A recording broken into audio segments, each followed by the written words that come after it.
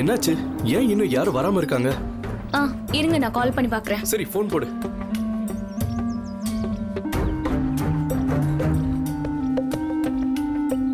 என்னன்னு தெரியல, போன் எடுக்க மாட்டேங்கிறாரு. என்ன மிஸ்டர் ஜெய், உங்க பார்ட்டி வந்தாச்சா? சார் வந்துகிட்டு இருக்காங்க. சார் வந்துட்டு இருப்பாரு. லேட் ஆச்சுன்னா திட்ட போறாரு. கொஞ்சம் சீக்கிரம் வர சொல்லுங்க. ஷூர் சார், இப்போ வந்துருவாங்க. வர சொல்லுங்க. இரு, நான் அர்ஜுனுக்கு ஃபோன் பண்ணி பார்க்கறேன்.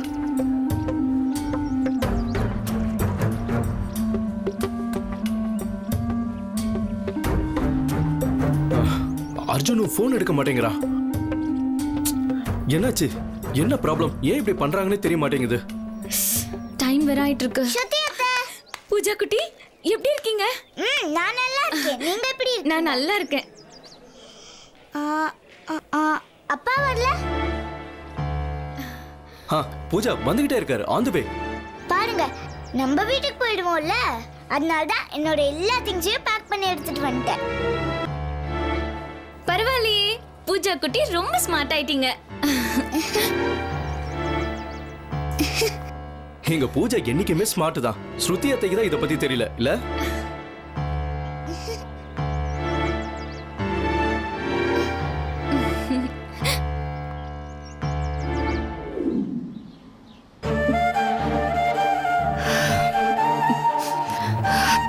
அர்ஜுன், நம்ம இதை ஏற்கனவே பேசிட்டோம்.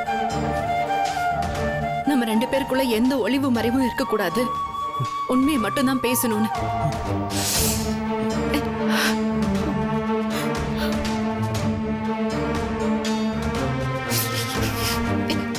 கல்யாணம் ஆயிடுச்சே தவிர இந்த நிமிஷம் வரைக்கும் நீங்க என்கிட்ட இந்த மாதிரி உண்மையா இல்ல.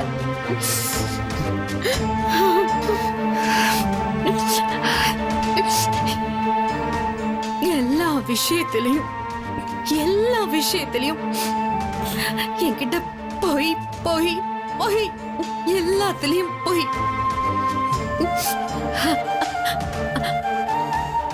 ஆரம்பத்துல இருந்து இன்னைக்கு வரைக்கும் என்கிட்ட உண்மையா இருக்கிற ஒரே உயிர் என் பூஜா மட்டும்தான்.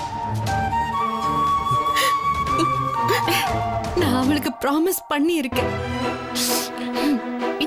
என் பூஜா கிட்ட ப்ராமிஸ் பண்ணி இருக்கேன். இன்னைக்கு நான் அவளை இந்த வீட்டுக்கு கூட்டிட்டு வரேன்னு அவளுக்கு நான் நம்பிக்கை கொடுத்திருக்கேன். அதை காப்பாத்தணும் அர்ஜுன், அதை காப்பாத்தணும். இங்க இருக்கிற யாருமே நம்ம யாருக்குமே உண்மையா இல்ல. ஒருத்தங்களுக்கு கொடுத்த நம்பிக்கையை காப்பாத்தணுங்கிற எண்ணம் யாருக்கும் இல்ல. யாருமே யாருக்குமே உண்மையா இல்ல. ஆனா நான் என் பொண்ணு கிட்ட அப்படி இருக்க மாட்டேன். நான் என் பொண்ணை போய் கூட்டிட்டு வரதான் போறேன். நான் என் பொண்ணை கூட்டிட்டு வரதான் போறேன்.